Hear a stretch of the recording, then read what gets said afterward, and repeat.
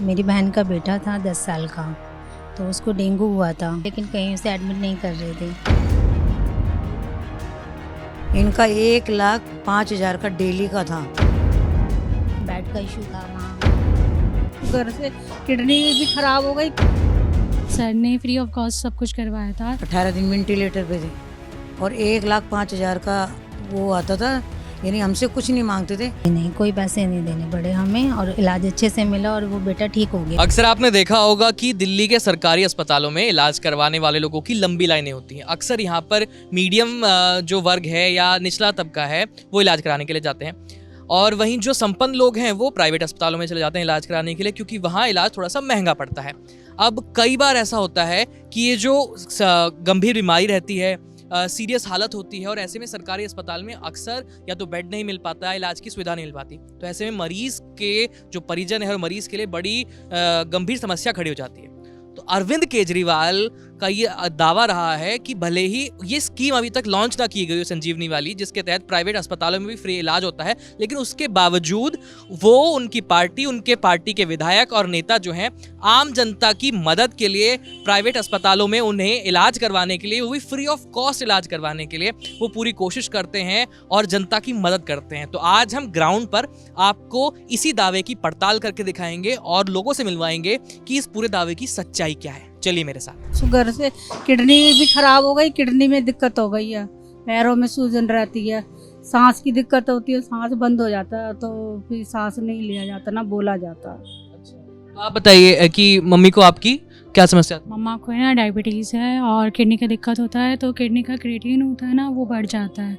तो हम लोग यहाँ गंगाराम में ट्रीटमेंट करवाते हैं, तो EWS का कार्ड बना हुआ है, तो हमेशा बेड अवेलेबल नहीं होता है।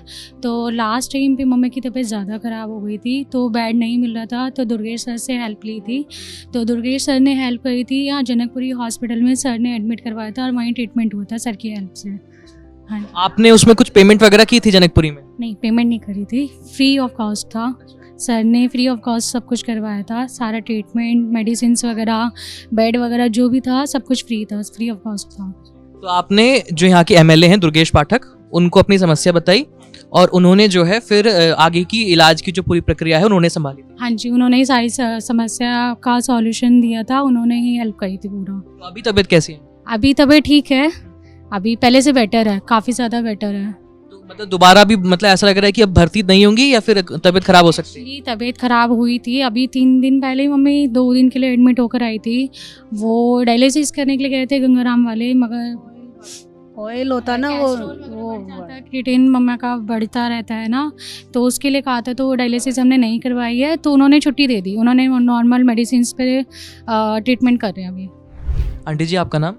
कृष्णा। और अंकल जी का? किशोर। अंकल जी को क्या समस्या थी? अंकल जी के थोड़ा बुखार में पीलिया हुआ था इनको, फिर फीवर हो गया। उसके बाद यानी कि हम सोचने लगे कि क्या करें, फिर मैं किसी से पूछा तो फिर उनके दुर्गेश जी के पास गए, वहाँ से उन्होंने कहा कि भाई हम करेंगे हेल्प। फिर कार्ड वगैरह हमारे सबमिट कराया, पहले BL कपूर में कराया, गंगाराम में कराया उन्होंने। गंगाराम हम 1.5-2 महीने एडमिट 2 बार हुए, और उसके बाद यानी कि फिर उसके बाद हमें BL वहाँ से रेफर करा, तो हमने फिर BL कपूर में कराया। कार्ड की डेट ख़त्म हो गई थी, तो उन्होंने फिर कहा कि भाई ये चले गए वहाँ, तो इन्होंने कहा भाई वहाँ का बनवा लेते हम, यहाँ का ये BL कपूर का, क्योंकि मेरा भी ट्रीटमेंट वहाँ से ही चला था। तो अंकल जी को समस्या क्या है? इनकी लीवर की है।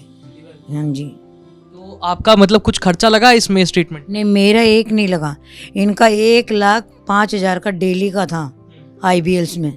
तो मैं 25 दिन उसमें थी, इसमें IC में वेंटिलेटर पे थे, ये 18 दिन वेंटिलेटर पे थे, और 1,05,000 का वो आता था, यानी हमसे कुछ नहीं मांगते थे, पर हम देखते थे उसमें। तो वो सब जो है हाँ नहीं, विधायक जो है उन्होंने हाँ जी, इसमें लिखा हुआ 15 लाख का एक बार हुआ ट्रीटमेंट, सब चीज़ हमारे को फ्री हो, हमारा कुछ नहीं लगा, ना दवाई, डायपर वगैरह सब उन्होंने चेंज करने, सब कुछ उन्होंने करना हमारे लिए, हमारी कोई नहीं लगा। आपको भी कोई समस्या हुई थी अंकल जी से? मेरा तो बहुत टाइम मेरा भी हुआ है, मेरा एक्सीडेंट हो गया था, तो इसमें हुआ BL कपूर में, और मेरा अच्छा ट्रीटमेंट हुआ, ऑपरेशन हुआ मेरा रीढ़ की हड्डी का पूरा। तो ये भी यहाँ के जो विधायक है दुर्गेश पाठक, इन्होंने करा मेरा, इन्होंने करा। मेरे को गाड़ी ले गई थी इसकी, पुलिस की गाड़ी वहाँ पर, ये नाम मनोरिया हॉस्पिटल में। तो वहाँ से यानी कि मेरे दामाद बोले कि देखते हैं हम कोशिश करके, थोड़ा दामाद की बैठ उठ थी, उन्होंने फिर मेरा कहा आप आओ यहाँ, आप तो मर जाओगे यहाँ पर।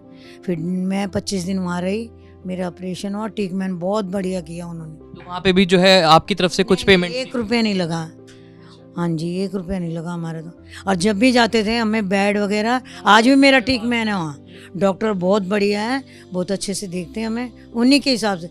और इनको IBLS में नहीं मिलता, वो कहता है हमारे पास बेड नहीं, कभी नहीं है। तो मैं उनको दुर्गेश भैया को करवाती हूँ कॉल, तो फिर 1-2 घंटे बाद हमें बेड मिलने के बाद वो कहते कि आपको बेड मिलेगा। फिर हम कहते हैं ऐसे कैसे, हमें तो आपने नहीं दिया, इतनी मुसीबत। कह रहे नहीं हमारे पास कॉल आ गई है। हाँ जी। तो मतलब जो यहाँ के विधायक हैं वो इस तरह की जो सीरियस बीमारी है हमारे लिए बहुत हेल्प की है। यानी 3 साल से मेरे आदमी का इलाज चल रहा है, 3 साल से वो हेल्प कर रहा है, हमारा 1 रुपया नहीं लगा। हमने 3 बड़े बड़े हॉस्पिटलों में, गंगाराम, BL कपूर, IBLS, और जब भी जाते हैं डॉक्टर का अपॉइंटमेंट सब कुछ हमें अच्छे मिलते हैं। हाँ जी। अंकल जी, इलाज से आप संतुष्ट हो? हाँ ठीक हूँ। अभी अगला नंबर कब जाना है अस्पताल? जाना है 25 और 16 को हमारा पानी निकलेगा। यहाँ मैंने पता किया, ऐसा मैंने सोचा प्राइवेट करा लेते हैं, हम जाने आने में दिक्कत होगी, तो 20,000 मांग रहे हैं। और वहाँ पर यानी कि हमारा फ्री में है, बैठ देंगे 5 घंटे इनको एडमिट करेंगे। अब मैं कल जाऊँगी 15 तारीख को, 15 तारीख को मेरे को भी बेड मिलेगा, इनको भी। कल हम आराम से रेस्ट करके वहाँ सोएंगे, और 16 तारीख को पानी निकलवाऊँगी, सुबह 8 बजे ले जाऊँगी वहाँ अंदर में, और उनके वेटिंग रूम में रहूँगी मैं। हाँ जी, वेटिंग रूम मिलता है और सब चीज़ का हमें कोई दिक्कत नहीं। 2 कैंटीन है, कैंटीन महंगी नहीं है, और हर चीज़ हमें अच्छा ही सुविधा है। हाँ जी। मेरी बहन का बेटा था 10 साल का, तो उसको डेंगू हुआ था, तो उसी के लिए हमने उसे हॉस्पिटल में एडमिट कराना था, लेकिन कहीं उसे एडमिट नहीं कर रहे थे। तो मैंने सर को फ़ोन किया, दुर्गेश पाठक जी को किसी के थ्रू फ़ोन करवाया, तो उन्होंने एडमिट करवा दिया। तो हमने फिर RML में उसे एडमिट किया, जहाँ हमें पलंग नहीं मिल रहा था, बेड का इशू था वहाँ। तो फिर मैंने वापस से फ़ोन करवाया पीछे किसी से बोल करके, तो सर ने हमारी पूरी हेल्प की, उसके लिए हमें कोई पैसे भी नहीं देने पड़े। तो इलाज में कोई पैसा लगा? नहीं जी नहीं, कोई पैसे नहीं देने पड़े हमें, और इलाज अच्छे से मिला, और वो बेटा ठीक हो गया, और अभी वो ठीक है। तो मतलब ऐसे आपने, ये किस समय की बात है जब आपने उनको फ़ोन किया? ये जी अक्टूबर मंथ की बात है, शराब चल रही थी उसी टाइम, 18-19 अक्टूबर की बात है जी। उसे मैं डेंगू पीक पर था पूरे, उसी समय की बात है ये। तो जैसा कि अभी आपने देखा, कुछ बुजुर्ग और उनके परिजनों ने आपको बताया कि बगैर संजीवनी योजना के भी अरविंद केजरीवाल और उनके जो नेता हैं वो अपने क्षेत्र के लोगों की मदद करते हैं, प्राइवेट अस्पतालों में इलाज करवाने के लिए, उन्हें बेड दिलवाने के लिए। और जैसा कि मरीजों ने बताया कि उनका इलाज जो है फ्री ऑफ कॉस्ट होता है, उनको अपनी जेब से एक पैसा भी देना पड़ता। बाकी दिल्ली चुनाव की कवरेज से जुड़े तमाम टॉपिक्स हम लाते रहेंगे आप तक, इसलिए हमारे चैनल के साथ जुड़े रहिए। मेरा नाम है आयुष, कैमरे के पीछे है सौरभ। धन्यवाद।